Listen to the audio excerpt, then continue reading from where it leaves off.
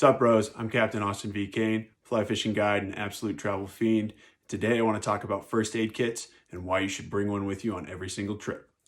First and foremost, this is not medical advice. I'm not a medical doctor. These are opinions. A first aid kit. So I use a packing cube. I think it's something people don't really talk about. They just order something off Amazon and they don't really think again about what they should have in their first aid kit. But I have honed this over the years. I'm very opinionated on this. If you're not interested, just move on. But I've got a lot of opinions on what you should take for exotic fly fishing travel, particularly if you're going to remote areas and doing exploratory trips. So the first thing I do is I have a designated bag, right? This is not my medical kit. This is not my toiletry kit. This is my first aid kit. The goal is to never open this during a trip, and keep that in mind because you don't want to be going in and getting stuff out of your kit all the time. Then it no longer works. But first and foremost, what I'm going to have in here is Body Glide anti-chafe. Chafing can be a major problem for a lot of people. A lot of people are unprepared for it, particularly in saltwater environments. You're going to be wet. If you're fishing on foot, you're going to be walking a lot.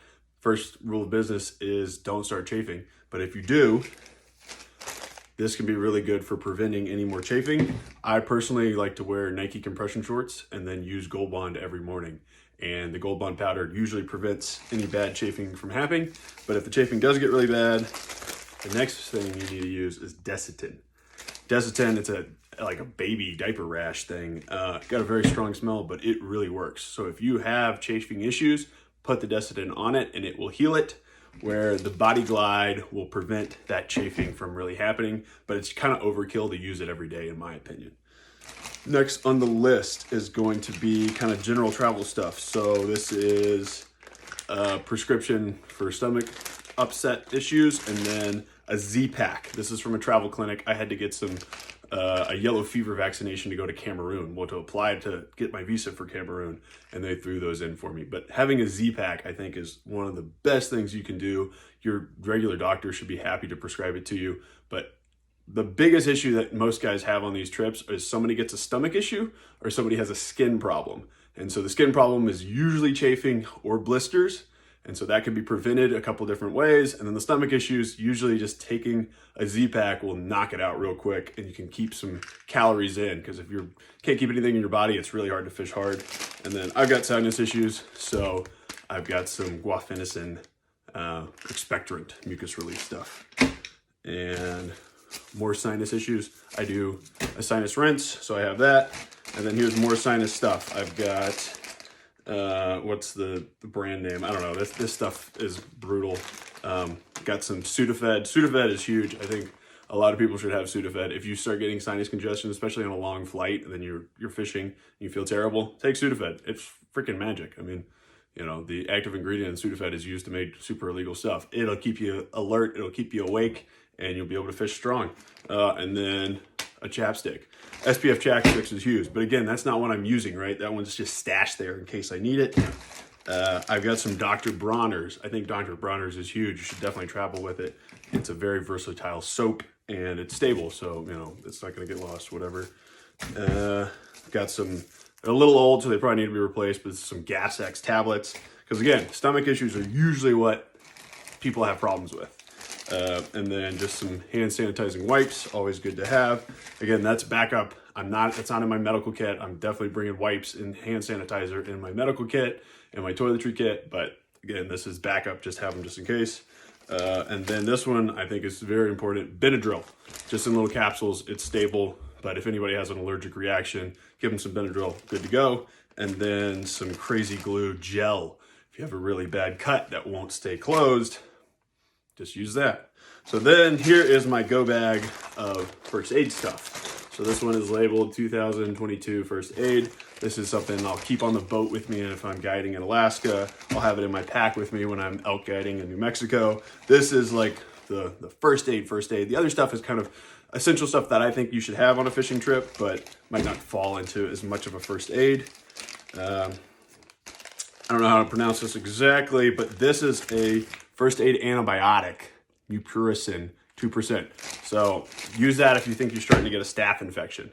I've had a couple over the years. They're not fun, but usually that's enough to knock it out. But again, prescriptions in hand with you, since you can't get it in country at these different places. And then I've got another prescription for a Z-Pack. And then I've got a prednisone prescription. So that's anti-inflammatory. Again, it's coming from sinus issues, but it's also, I mean, it's a steroid. So if you have a bad situation and you need to be alert and you need to be awake, take that. You're good to go. That's not a doctor advice, but I would say that's always reassuring to have in the kit. Because a lot of times if you're in a very remote area, the issue is you just have to get yourself out. So how do you get yourself out? By being awake and being active. Here's a fun one. So this has got some gloves, some tweezers, and then just a little bit of thread and needle, just in case. More Benadryl, always good to have.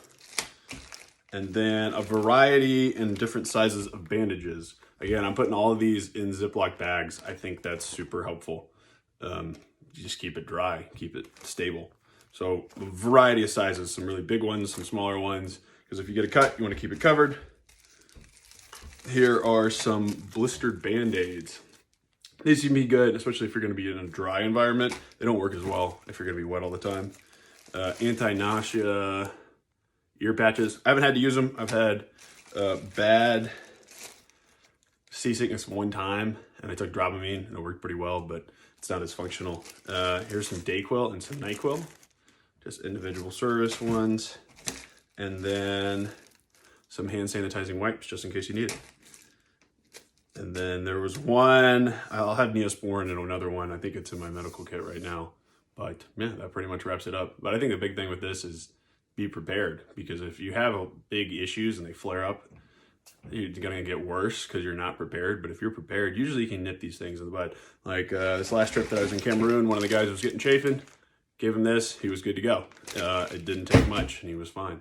And then what did I use? I think I never really had too many problems. I started to get a little bit of foot fungus near the end of the trip, but it took care of itself. And now I've been there another week. It might have been a problem. But again, the biggest issue is usually skin and stomach. So take care of your skin, take care of your stomach, and have things that can work if all else fails.